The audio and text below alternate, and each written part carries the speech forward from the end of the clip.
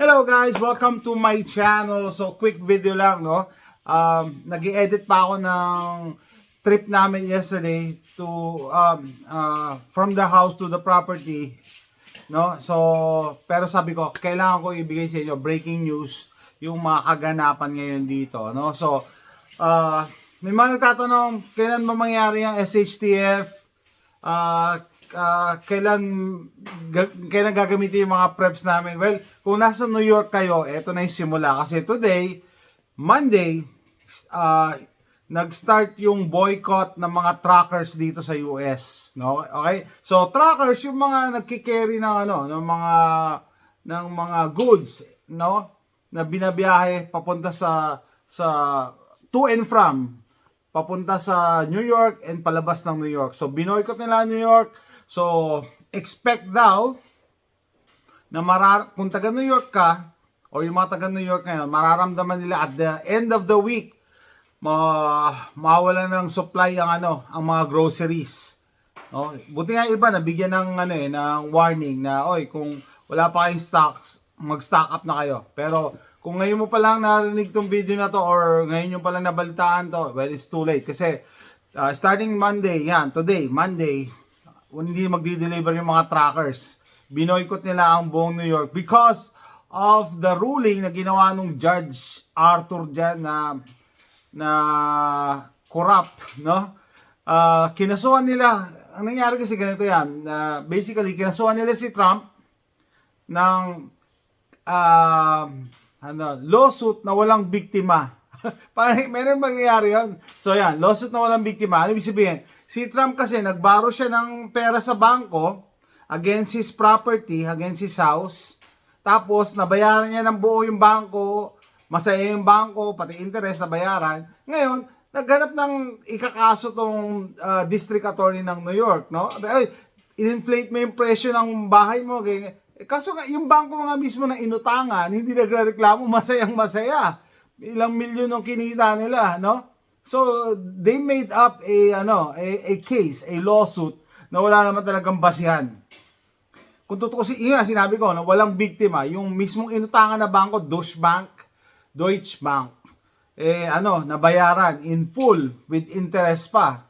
So ano ang kaso, di ba? So ganyan. So nagalit na yung mga truckers, no? The same truckers na nag-convoy papunta sa Canada, and then same truckers na mga nag-convoy papunta sa Eagle Pass, Texas, nung may problema tayo sa border dito. By the way, the border is closed dito sa Texas.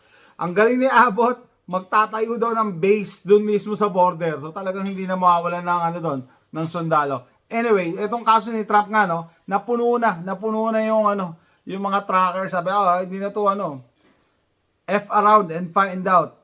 Ganito na, napuno na sila. Dahil alam, grabe yung corruption na nangyayari. Garapalan na. Imagine mo, pinatawan ng judge si Trump. Si Trump pa lang na $355 million. For what? Diba? 355. Gusto nila i-bankrupt si Trump para hindi mapondohan niya yung candidacy niya for this election, November 5, 2024. Okay? Tapos yung dalawa niya pang anak, and then meron din kasamang penalty. More than $300 million ang penalty nilang mag-aama na wala nga biktima. So, para sa akin, it doesn't matter if you like Trump or not, pero dapat makita nyo na may mali dito. Yung corruption dito, yung collusion dito. Andito yung sabuatan para lang idiin si Trump, para i-bankrupt siya at hindi siya makatakbo. Okay? And yan nga, no? Expect nyo yung mangyayari sa inyo. Imagine niyo pag walang laman ang groceries or ibang mga stores, ultimo mga restaurant siguro. Pag wala na silang, isi-serve nila kung walang nag-deliver ng goods, nang walang nag-deliver na lulutuin. Alam ko, yung mga yung ref or freezer, may laman yan, pero hindi yan aabot ng pangmatagalan, no? So, ang sabi ng mga truckers, yung boycott itutuloy hanggat hindi binabago ng judge yung decision niya. Well, sabi ko nga, desperate times requires desperate measures, no? Kailangan na kailangan na nilang kumilos kasi garapalan na nga 'di ba? So, ganyan. SHTF, mukhang ganyan ang senaryo, magiging ganyan ang senaryo sa New York, no? Pag walang ginawa yung mga nakaupo dyan. Imagine niyo, may problema na sila sa illegal aliens, no? Sobrang dami ng illegal aliens dyan, maapaw na kung saan na nila pinapatira. Paano ngayon? Saan nila papakainin yan? Ano papakain nila dyan? 'Di ba? So magpapatong-patong na yan, yung problema dyan. And I'm sure kung meron pa rin pagkain dyan na matitira sa New York, tataas daw ang presyo niyan. And yun nga, anong gagawin mo? 'Di ba? Pagka wala ka na mabiling pagkain, so tataas lalo ang crime rate. Ang taas na nga ng crime rate dyan, di ba? Tataas. So yun na, SHTF na yan. Walang makain and mataas ang krimen. So imagine mo kung ikaw may pagkain at naglalakad ka sa kalye, ano ito? Target ka. Ikaw magiging target dyan. So, delikado. Delikado. So, well, kung kung ngayon pa lang kayo magpe-prep, it's gonna be too late kung nandiyan kayo. Anyway, so, kung tayo naman na nasa labas New York, we will observe kung ano yung sitwasyon.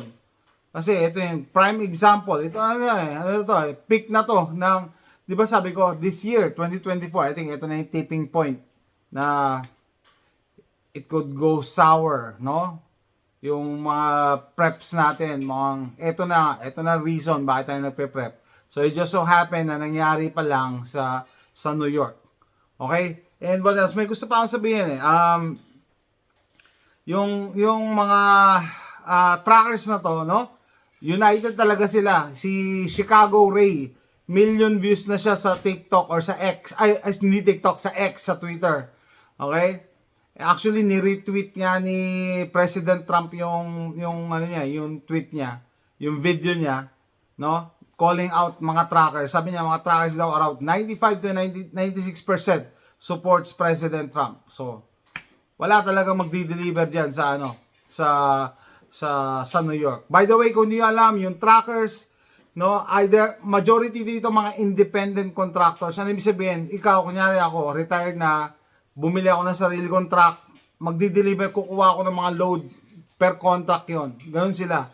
So, at that time na nagnenegosyo sila, business nila yon, silang nagnenegosyo, sila binabayaran. Ang gagawin na lang daw nila, kukuha na lang sila ng ibang load, i-deliver sa ibang state. Iiwasan lang nila yung New York. So, hindi pa rin sila mawawala ng kita, di ba?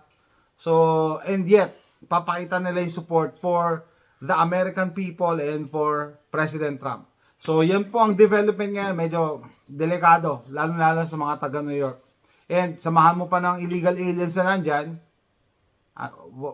what do you expect sa mga darating na araw? So, di ba? Oh, anyway, so that's it. Breaking development nangyayari ngayon dito. Thanks for watching.